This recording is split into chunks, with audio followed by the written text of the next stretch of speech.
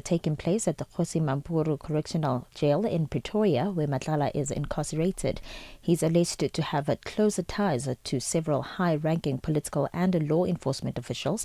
They include Police Minister Senzo Mchunu, who's on a special leave, and suspended Deputy Police Commissioner Shadrack Sibiya. Yesterday, Matlala said he suspected that his decision to stop giving former Police Minister Bheki money triggered his arrest. Matlala said that he also failed to convince an acquaintance to drop IPID's charges against KwaZulu-Natal Police Commissioner Nhlanhla Mkhwanazi. And South Africa's Democratic Alliance has called for an urgent meeting between the Parliament's Portfolio Committee on Defence as well as International Relations to address the issue of South Africans currently trapped in the Russian-Ukraine war. The 17 people were alleged lured to Russia under the pretext of lucrative employment contracts, but they were later handed over to a mercenary group to fight in the war. The Umkhonto weSizwe Party MP Duduzile Zuma Zambula was allegedly involved in the group's recruitment. The DA has since announced plans to file criminal charges against her relating to the matter.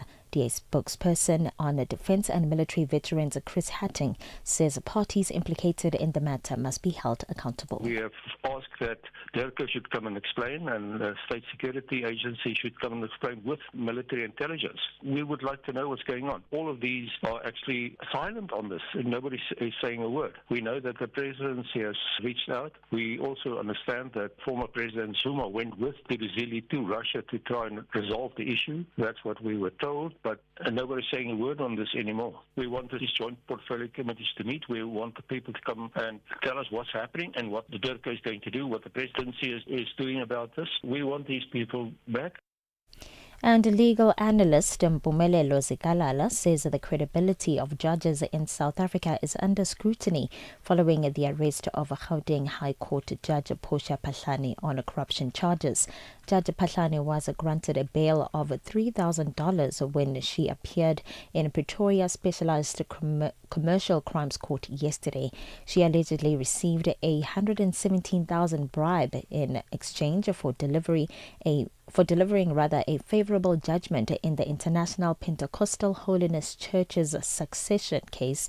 Zikalala says this compromises the judiciary. It will dent the credibility of the judges. They are under scrutiny as you're speaking at the moment. But what you must remember is that the judge who is affected will still be able to do her job, still be able to listen to matters and pen judgments. She is regarded innocent until proven guilty. And anyone who has an issue with any judgment that she has taken, they do have an opportunity to take the matter to other further courts like your Supreme Court of Appeals or Constitutional Court. And if there's any allegation of any misconduct that has taken place, the JSC will be able to attend to that. What it does, though, for the side of the Chief Justice is that she is responsible for making sure that the brand and the image of the justice system is being protected. And on to the story now. The U.S. Department of Homeland Security says it has stopped processing all immigration requests from Afghanistan, or rather from Afghan nationals, indefinitely. This comes after the 2 National Guard soldiers were shot and critically wounded in Washington, D.C. yesterday. President Donald Trump says the suspect in yesterday's shooting is a man who entered the country from Afghanistan in 2021. We're not going to put up with these kind of assaults on law and order by people who shouldn't even be in our country. We must now re-examine every single alien who has entered our country from Afghanistan under Biden, and we must take all necessary measures to ensure the removal of any alien from any country who does not belong here or add benefit to our country. For any news stories you'd like to share with us, please send an email to newsroom@channelafrica.co.za or call us on +2711 714 4459. For Channel Africa News, I am Matapela Mahape. SABC News. The African Perspective. And in your sports news this hour, Spanish football celebrates a decade in Africa, while the South Africa Soweto Marathon will go ahead this weekend. I'll tell you more at the bottom of the hour. Africa Update with Lulu Gaboo, 12 to 1 p.m. Central African Time. Well, thank you to Matapelo Mahapi, and with our news update, and Msibudi Makura with our sports headlines. It is 12:07 Central African time, and we're coming to you live from Johannesburg in South Africa on DSTV's audio bouquet channel 802, OpenView channel 628, and on www.channelafrica.co.za, as well as on the SABC app, available on the Apple and Google Play stores. Join us in conversation on our social media platforms. That's on X, Instagram, and subscribe on YouTube at Channel Africa 1. On Facebook at Channel Africa, you can also send us your comments and voice notes to +2763 as 406-9126 hashtag Africa Update, and let us know which country you're in. And if you have any stories that you'd like us to highlight or to focus on, send us an email. It is newsroom@channelafrica.co.za, or give us a call on +2711 714 4459. Tune in and turn up the volume. This is Channel Africa. Well, today on hashtag Africa Update Ask, the Center for Africa-Asia Studies Research Director Emmanuel Matambo says what United States President Donald Trump is doing is counterproductive to America's own image. Now, this comes after Trump said South Africa will not be invited to next year's G20 summit. Our question to you today is, what advice will you give to South Africa's President Cyril Ramaphosa? Share your thoughts and your views on all our social media platforms. That's on X, Instagram at Channel Africa 1, on Facebook at Channel Africa. You can also send us your comments and voice notes to +2763 as 406-9126 hashtag Africa Update Us. Your window to the continent and beyond. Africa Update. Only on Channel Africa. The African Perspective. It's 12:09 Central African time, and we're coming to you live from Johannesburg in South Africa. The heads of the Joint African Union Economic Community of West African States, Election Observation Missions, and the West African Elders Forum have expressed concern over the announcement of a coup d'etat by the armed forces in Guinea-Bissau. It came just hours before the official results were to be announced. Now, the military suspended all media activities, halted the ongoing electoral process, closed all borders, and imposed a 9-hour curfew.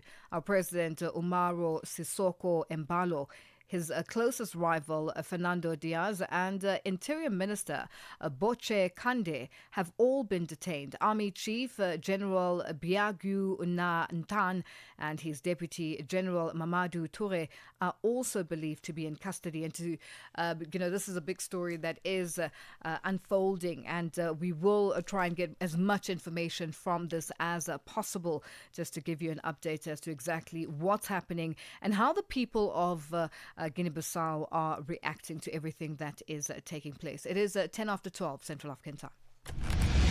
Africa Update, your daily dose of African insights with Lulu Gaboo on Channel Africa.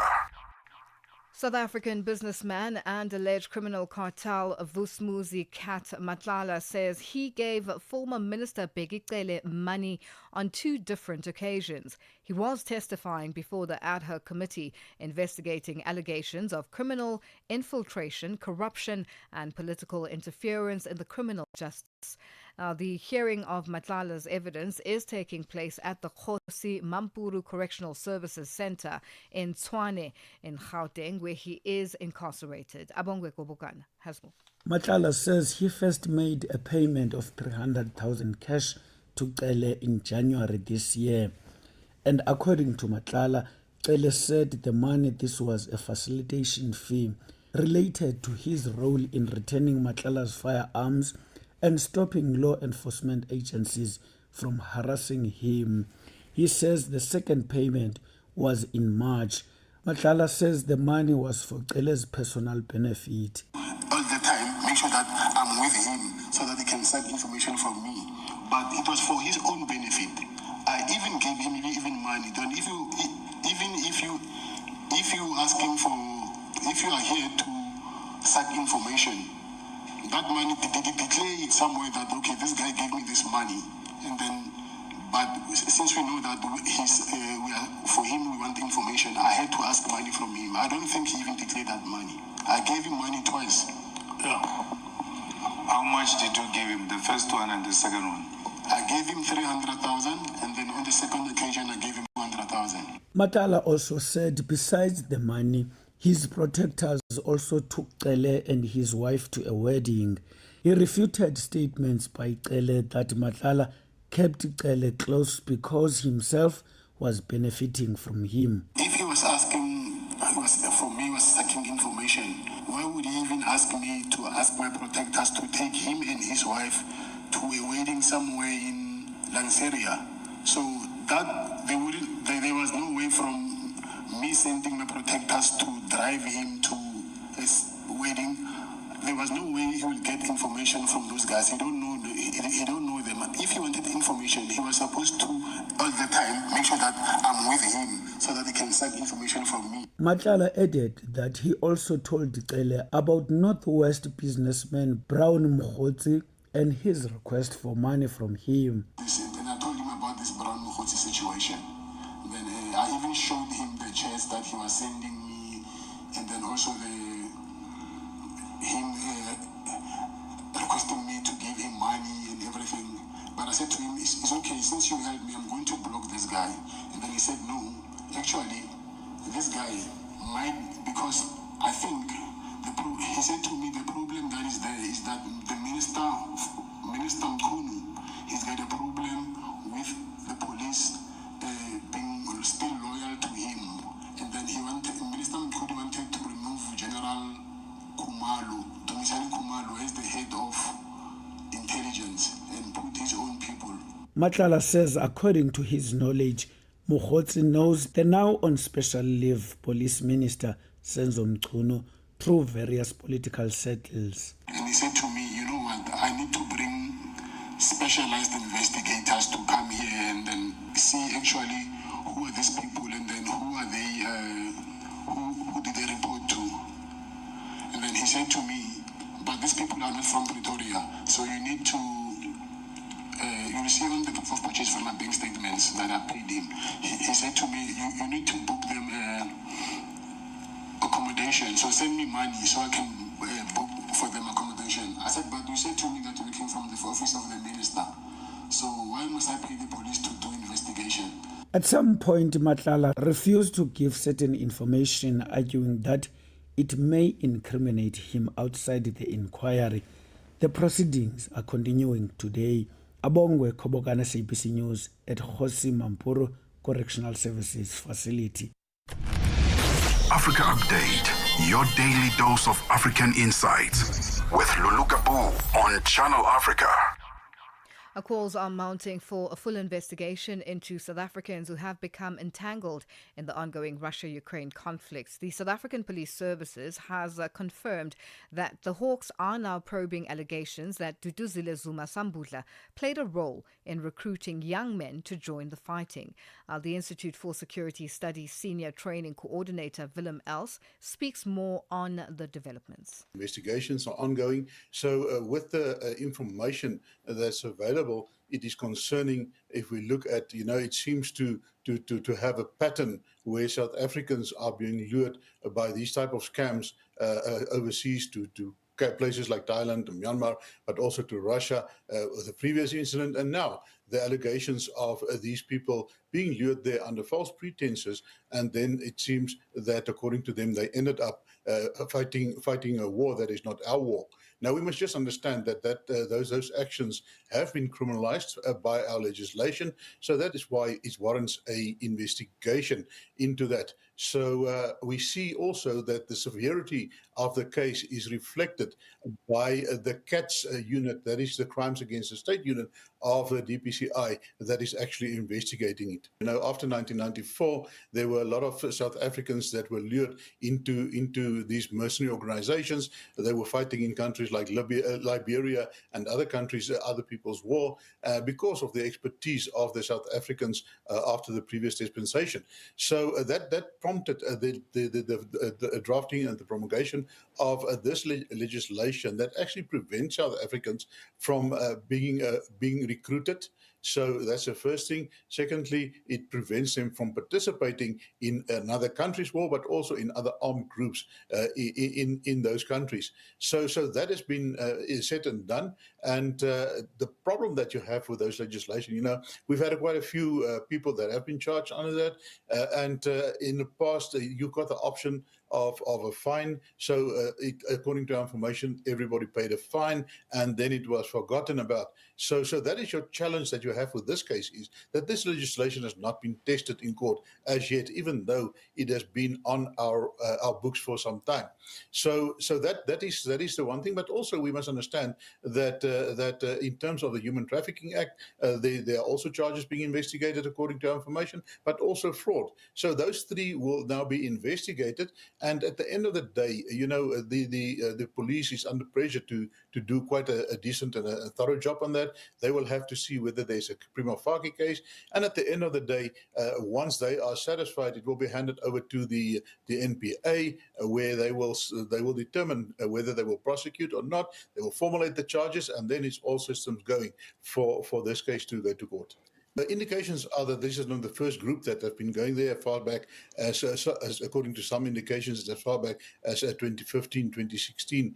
Some of the South Africans went overseas abroad for this type of training. They came back, and of course, these people, when they come back, they've got additional skills. They are skills that can be used in some activities that might not be conducive for South Africa. So that is a challenge. These people, should they be trained there and should they be participating in this war, and they come back with all of that experience and know-how and so on, it poses a serious challenge for us, because those people will have to be monitored, they will have to be investigated, but also, in order to monitor these type of people, it places a tremendous strain on our intelligence agencies in order to debrief and also to monitor them.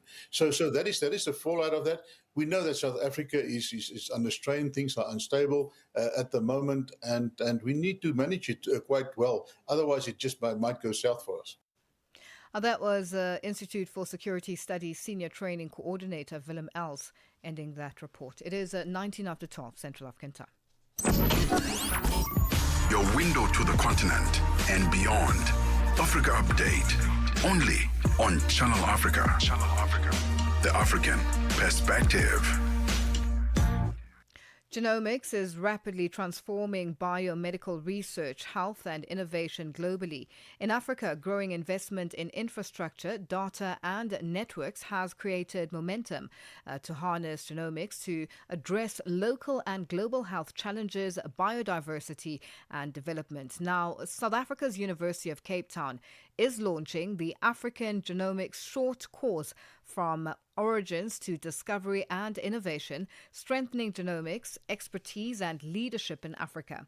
The inaugural short course is a flagship collaboration between the African Society of Human Genetics, UCT, and other international institutions of higher learning from other parts of the world. Tutongobeni compiled this report. The inaugural Africa Genomics Short Course is a flagship collaboration between the African Society of Human Genetics, the University of Cape Town, UCT, faculty members from African universities, Wellcome Connecting Science Learning and Training, the Jackson Laboratory, Johns Hopkins University, and a growing network of regional and global partners committed to advancing genomics in Africa.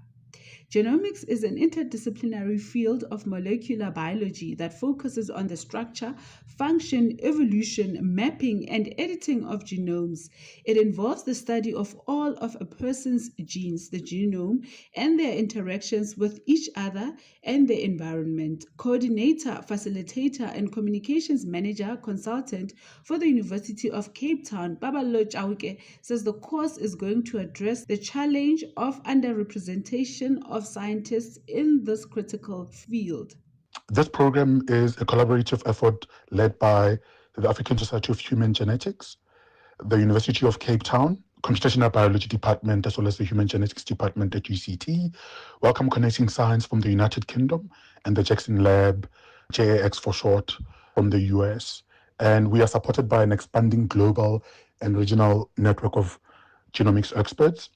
So this was a collaborative effort to ensure that Africa is at the forefront of genetic research. Africa is the cradle of humankind and has the most diverse genetic diversity, yet African scientists as well as institutions remain underrepresented in global genomics research and data. In Africa, growing investment in infrastructure, data, and networks has created momentum to harness genomics to address local and global health challenges, biodiversity, and development. However, achieving this potential requires coordinated efforts to build research capacity, ensure equitable data generation and access, and strengthen African leadership across the genomics ecosystem. Jauke says the course seeks to address the underrepresentation of African researchers in genomics. Yeah, so there's a lack of African researchers and students and scientists generally, and I think that comes with from lack of funding, lack of resources, lack of human capital to teach, to train, to actually work in those spaces. And I think this course is attempting to work with fellow Africans as well as global experts to improve the capacity development of African scientists, because we are underrepresented, as I said, and this African Genomics short course seeks to address this dearth of representation in research by training a new generation of African genomics leaders who are going to be equipped with advanced research skills, teaching capabilities, and the capacity to build sustainable training programs within their home institutions. So we have about 30 participants from different African countries, from Ghana, Uganda, Nigeria, Egypt, Tunisia, South Africa, and others as well. And our trainers come from across the world. And I think the idea is to have the trainer model, where we train one person who's going to go back to their own institutions and train others as well. And the idea is this is the first of its kind. And this is the inaugural launching of the course. And we are planning to, hopefully with funding, continue over the next foreseeable future. And that report by Tuto Ngobeni. It is 24 after 12 Central African Time. Africa Update with Lulu Gaboo, 12 to 1 p.m. Central African Time. The Center for the Study of Violence and Reconciliation has strongly condemned the kidnapping of 315 girls and female teachers from St. Mary's Catholic School in north central Nigeria. Gunmen stormed the school and took the girls and staff away.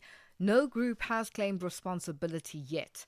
The CSVR says this is another brutal attack on the safety and dignity of women and girls in Nigeria and wants urgent regional action to stop the violence. And for more on this, we are joined on the line by Anna Moyo, the Executive Director at the Study of Violence and Reconciliation Advocacy. Anna, good afternoon, and thank you for joining us on Africa Update. Thank you, Lulu. Good afternoon. Anna, what are your main concerns about the hundreds of girls and staff that are still missing from the St. Mary's abduction? Our primary concern as the Center for the Study of Violence and Reconciliation is basically the safety, the well-being, and dignity of the abducted schoolgirls and the staff, the teachers from the St. Mary's Catholic School, many of whom are really at extreme risk of sexual violence, trafficking, forced marriage, exploitation, and prolonged trauma with a continued abduction without any party taking responsibility for the kidnappings. And all of this uncertainty really also poses serious threats to the families who are severely traumatized at this point. So with every hour that passes without any word, without knowing where their loved ones are, without knowing about the state and the risks that the girls are facing, basically it means a lot of fear, not only for the families but also for communities at large from the very regions where this took place. So as the center, we are really concerned about the recurrence of these mass abductions, particularly of schoolgirls in schools, which really signals a deepening protection crisis across northern Nigeria. Now, what concrete regional actions are you calling for that Nigeria and its neighbors that you believe are currently failing to deliver in terms of the safety, ensuring that the citizens of whatever region in Nigeria are safe, including their neighboring countries? We are calling for coordinated regional action, not isolated national responses or not specific community-based responses.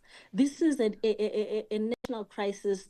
This is basically a regional crisis. It requires a coordinated response. So we are really calling for the kind of responses that really look at strengthening cross-border intelligence and cooperation across the ECOWAS region and the Lake Chad Basin, because we have seen a lot of armed groups routinely moving people, moving weapons and ransom networks across these borders.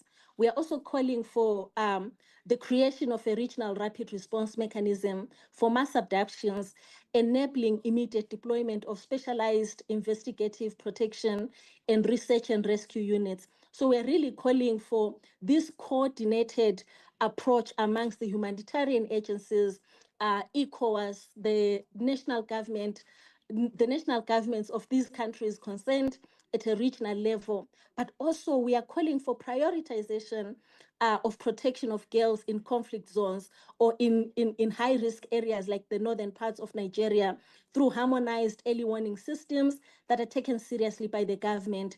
We are calling for regional surveillance of kidnapping hotspots and this information being passed on to communities, being passed on through social media, the national news agencies, so that everyone is aware, and particularly women and girls, they are aware of these hotspots, and everyone knows that we need heightened security and presence of police, particularly in some of these areas. We are also calling for joint border operations that will really disrupt the operations of some of these armed groups. Now, you mentioned something that's very key: hotspots or hotspot areas. The fact that a school is even, sort of described as a hotspot area, that is a problem on its own. What is Nigeria saying or doing about this? Because now there's a case of, whether they need international assistance in terms of dealing with this crisis that has been a reoccurring situation for a number of years back, for a number of years now, if you go back to when the Chibok girls were taken. Indeed. So it's really worrying, Lulu, that we are here now in 2025 and we are still being caught by surprise, or rather the Nigerian government is still being caught by surprise when this happened, particularly given that this is not the first incident of mass abductions in the country or abductions for ransom purposes. So we have seen the Chibok girls. It happened in a school setting. We are seeing it happening again in a school setting. Already schools ought to have been declared hotspots for some of these kidnappings, for ransom, and even for violent extremist activities, particularly given what is happening in northern parts of Nigeria. But we have not seen this happening. We have seen business as usual approach by the government. And when such incidents happen, we go back to square one. So we really need, amongst other things, the government of Nigeria to particularly invest in preventing such security breaches, particularly in schools.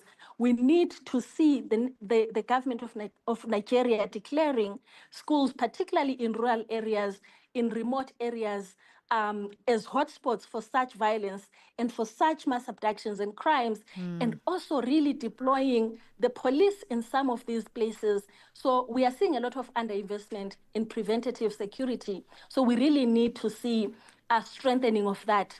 We really need to see again the creation of community-based alert networks or trained school security liaison officers being deployed in schools, those who can really link to some of the national government surveillance and security and early warning systems so that we have this coordinated and concerted approach to addressing these issues. And we have run out of time, but I have to ask this. At some point, people are starting to think that this may be stoking a fire in terms of getting reaction or a response from a leader like Donald Trump, who's now stated that Christians are being killed in Nigeria, and he wants to send a force in there to ensure that this situation comes to an end. Does this not also add an element of stoking a fire to get some sort of response from people like Donald Trump to come into Nigeria and sort of take over? Indeed, it does that exactly, Lulu. It stokes up some of the fires. It really, again, raises some of the narratives, very dangerous narratives that we have seen in the right-wing connotations, particularly from some of the powerful governments in the globe, such as, of course, what President Donald Trump has been suggesting, deploying security forces into Nigeria. But we really need, for this to work, we really don't just need a securitized approach, because again, that's fighting fire with fire. We really need to address the issues, and we need sustained engagement and sustained surveillance and responses. We can have deployment, and that is a short-term measure. What happens when they leave? But when it's a national agenda, a coordinated agenda, at least there's sustainability of monitoring this, responding in real time, but also ensuring that we are also addressing the underlying causes and drivers of this kind of violence. Anna, we have run out of time. Thank you so much for joining us on Africa Update. That's Anna Thank Moyo. you, Lulu. Thank you. That's Anna Moyo, the Executive Director at the Study of Violence and Reconciliation Advocacy, joining us on the line. Our news headlines up next with Matapelo Mahape. SABC News. Headlines. The African Perspective. Thank you, Lulu. Headlines this hour. Concerns about journalists' safety in Guinea-Bissau have emerged following a military coup that ousted President Umaro Sissoco Embalo.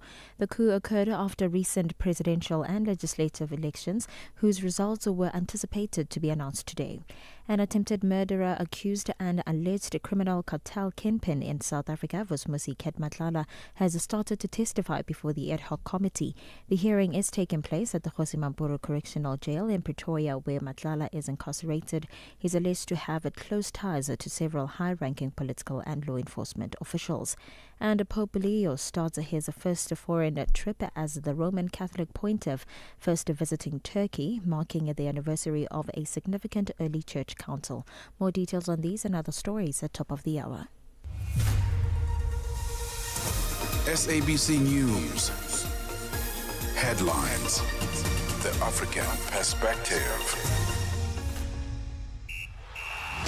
Sports on Channel Africa. The African Perspective.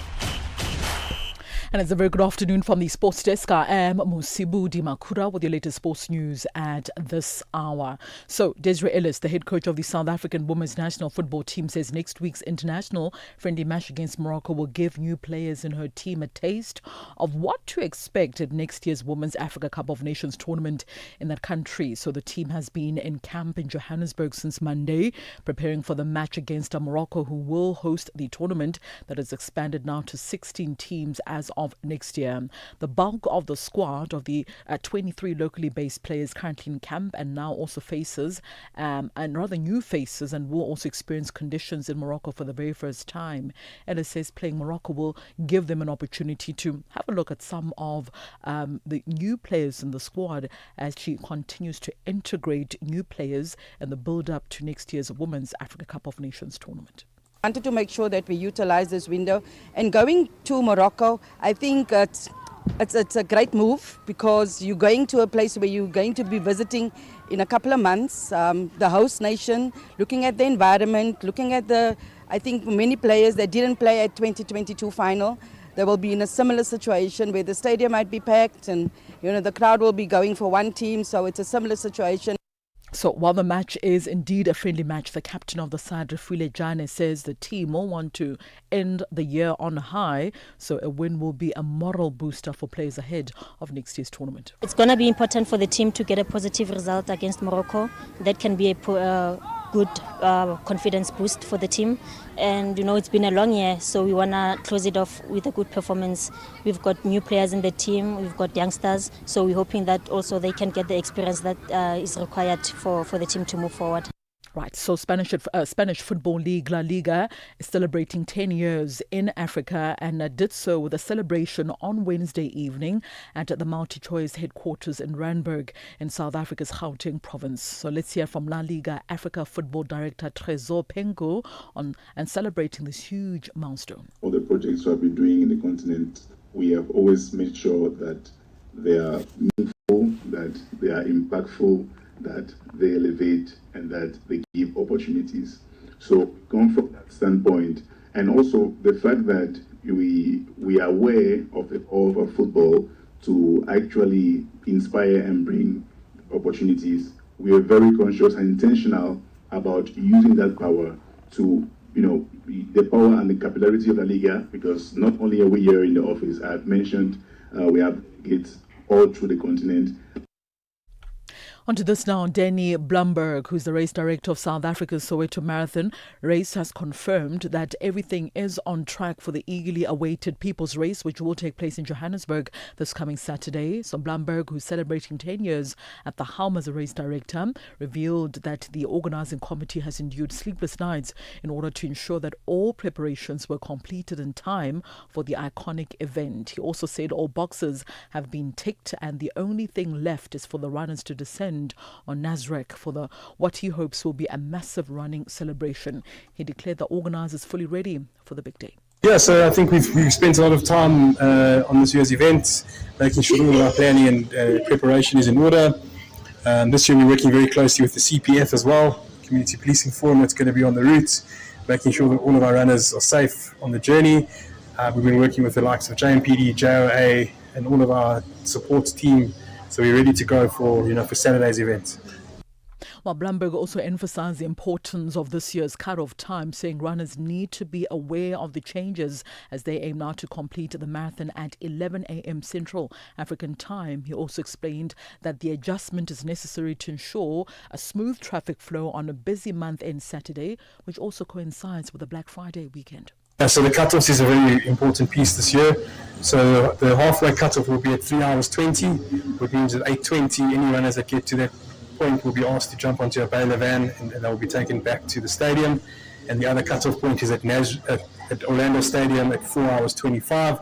That means at 9:25, those particular runners will also be asked to jump on a baler van and join us back at the stadium.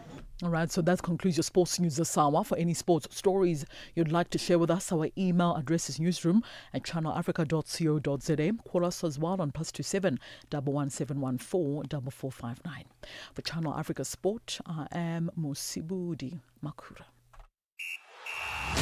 Sports on Channel Africa. The African Perspective. Mix Vibration sur Channel Africa.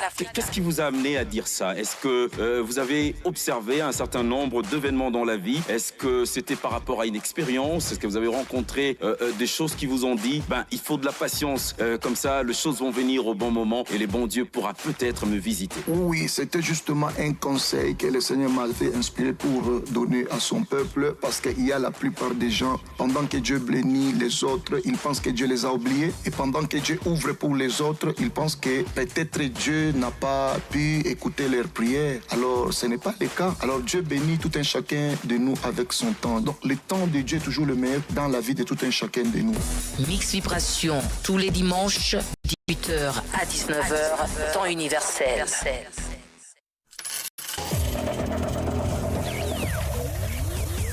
Business News on Channel Africa. The African Perspective. Good afternoon. In our top business story this hour, the latest Altron FinTech Household Resilience Index reports a 2.3% year-on-year improvement for the second quarter of 2025.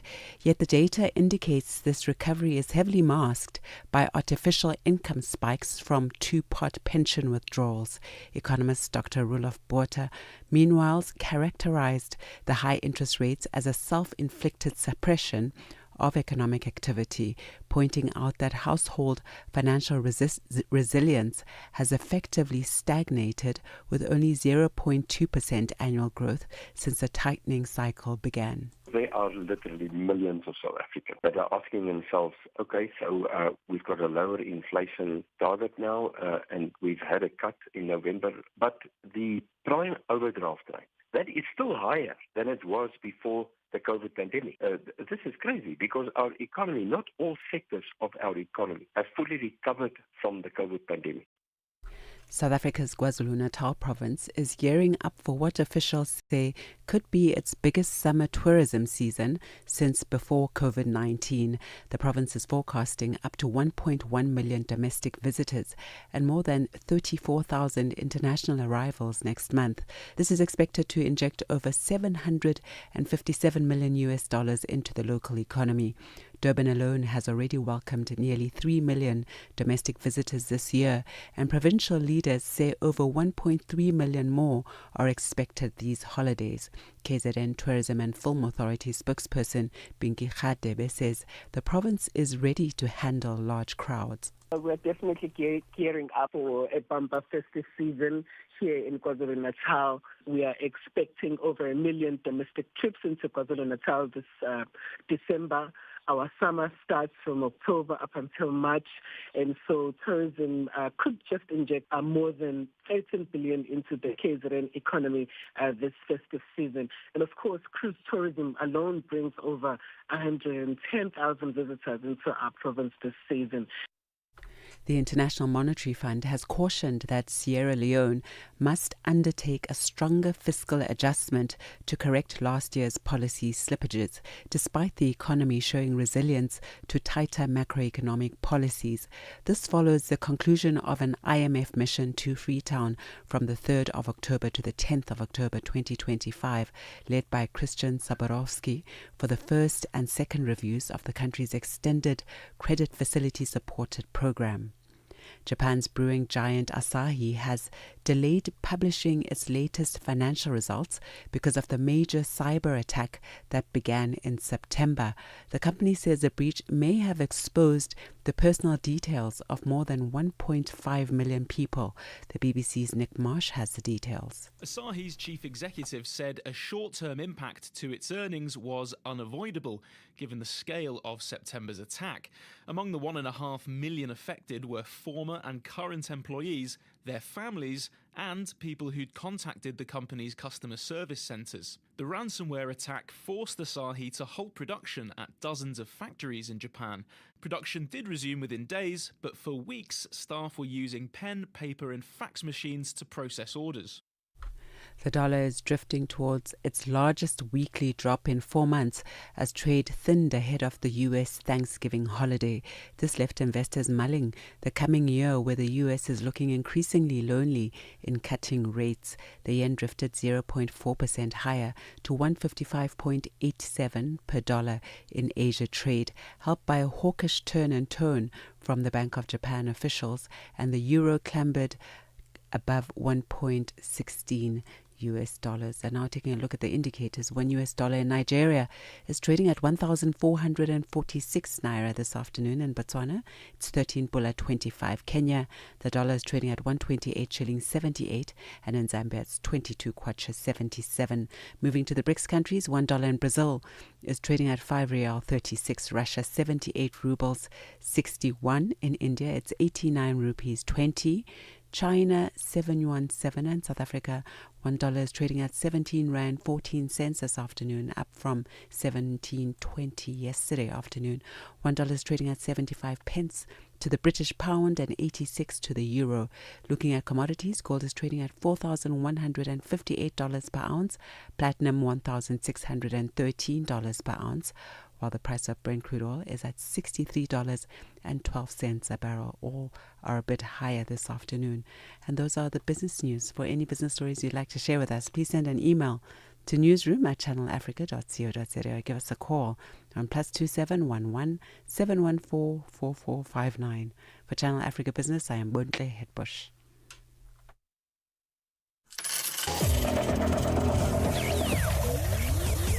Business news on Channel Africa. The African perspective. Siyabangena manje. Vito Jabulani Kolele iMagoda. Jabulani is a young man from Giyani in Limpopo in South Africa. Very easy guy, taking things easy. To know me is to know that I love what I do, which I'm crazy about it. So when you hear me on radio, expect the best. Expect great music. Expect great content. Expect 180 minutes of nothing but fun. You'll find me on the morning reset, 3 to 6 a.m., Monday to Friday. Siyabangena baba. Ay. Mbuleke. The Midnight Snack, 12 to 3 a.m.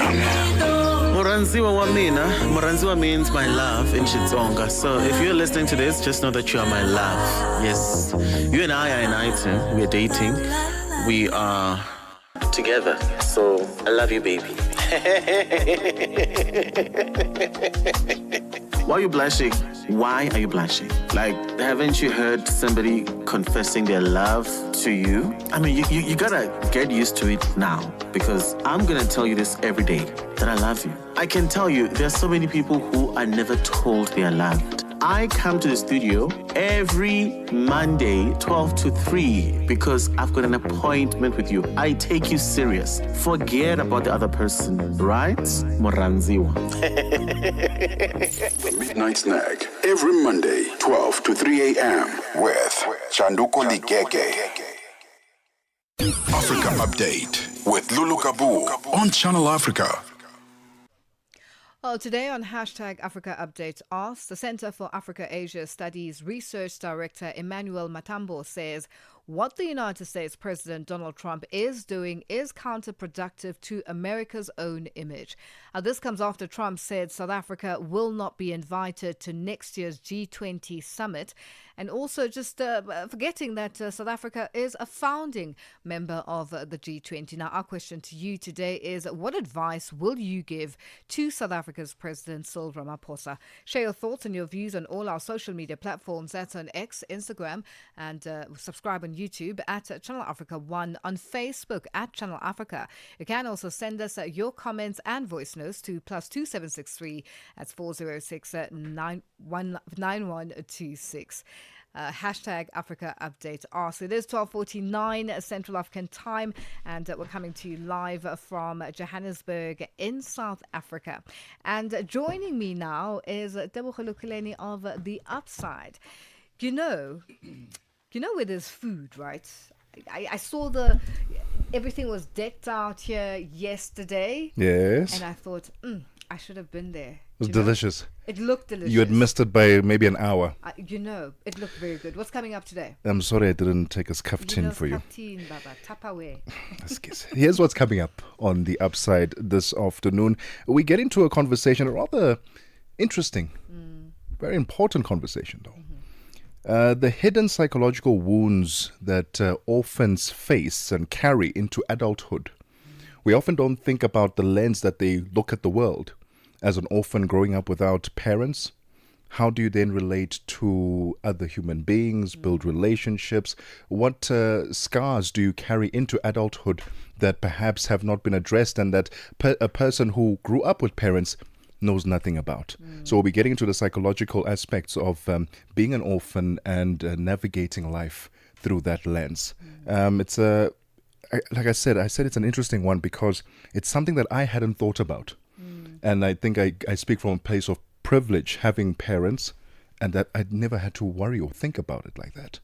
I think also, just thinking about it now, it's it's a society, I guess, of wounded individuals. Yeah. because you family members, you find that who have lost their parents at a young age and then are brought up by family. I don't think it's the same. Yeah. That's so true. It's a That's very true. interesting conversation that you're having. It because, is, more especially because people take it for granted that our parents will be here forever. Forever. And that's not always the case, is it? It actually isn't the case. And then later on, we get into conversation about Nando's Creative Exchange Exhibition 2025, where 4 emerging voices have been redefining contemporary South African art. That's going to be a fun conversation to have. And then, as it is a fashion day as well, we talk about the Fashion Industry Awards South Africa, which have announced the nominees for its 5th annual awards. That's all coming up on The Upside. Well, that's The Upside coming up at the top of the hour with Tebogo Lekuleni and Ntsako Mhlaba, who's been here the whole week.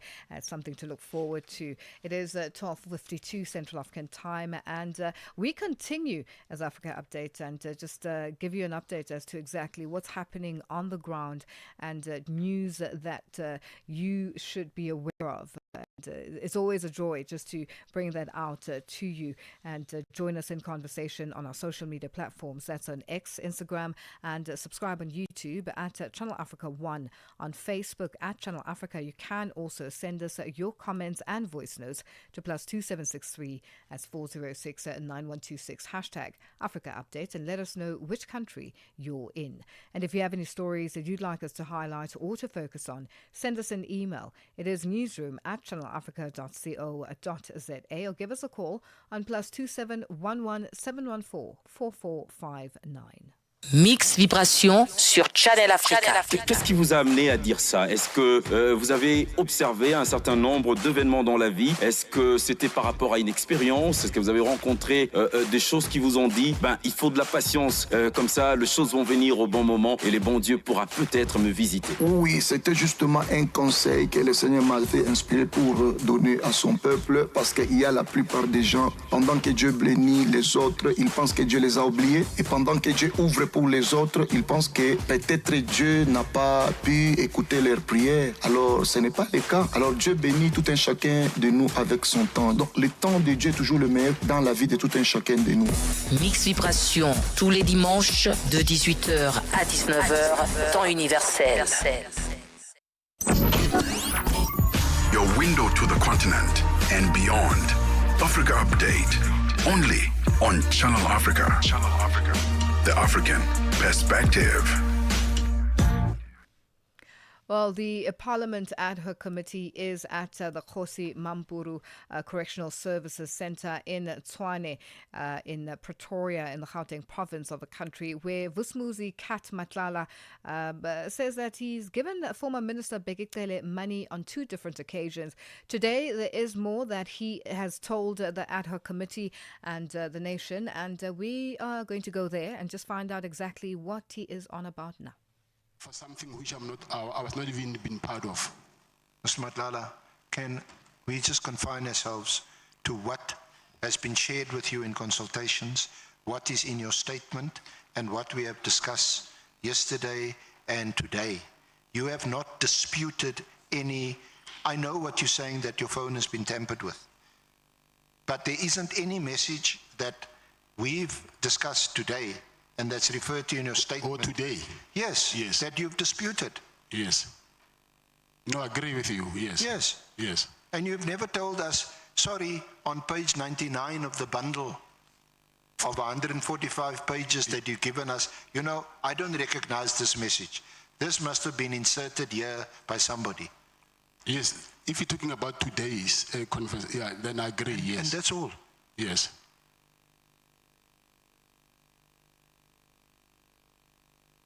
So let's deal with the little time that I have left with a WhatsApp between yourself and Mr. Mogotsi, where you were exchanging messages on the 1st and 2nd of January, where you recall he said that the dockets were now had been brought to Sabia, and that Sabia must have a solution.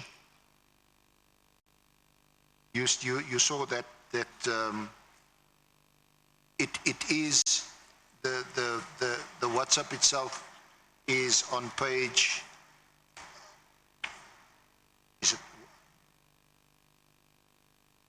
it's on page 120 of the annexures. This is a WhatsApp from, and it's on page 22 of your statement. He then said, as we speak now, the dockets have been sent to Sabia. Sorry? Yeah.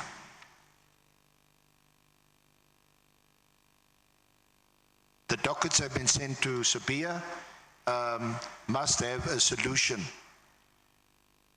What was he referring to you, and what was your understanding? Because the exchange again suggests that you knew Sabia very well, and that Sabia would assist you in finding a solution, and this solution now relates to the disbandment of the PKTT. Your comment?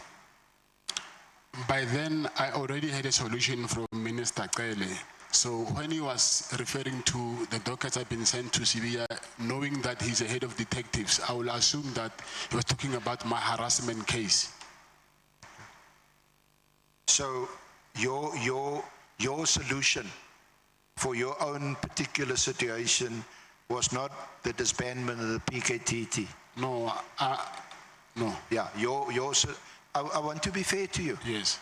And based it on what you've told us. Yes. Whether the committee, the honourable committee accepts it or not, that's your evidence, is that the solution to your problems was about your tender, the contract that was awarded. You wanted that to stay in place, and the other one is what you allege to be police harassment. And as far as that is concerned, your evidence is that former Minister Kele had provided you with that solution. Yes, that's correct. So when there's reference to a solution, that is the only solution you are aware of. That's correct. Now, we had also attached as an annexure messages between yourself and Rafadi. You know Rafadi? Yes, I know him. I think you mentioned yesterday that you actually sponsored him. His studies or something like that. Yes, I know him. Yeah. And he had done an interview with Power FM. Now you explained to us yesterday that you know Rafadi and that you had also sponsored him because he is or was an academic at UJ, isn't it? That's correct. And again, there is a WhatsApp exchange which is at page 138 of the bundle.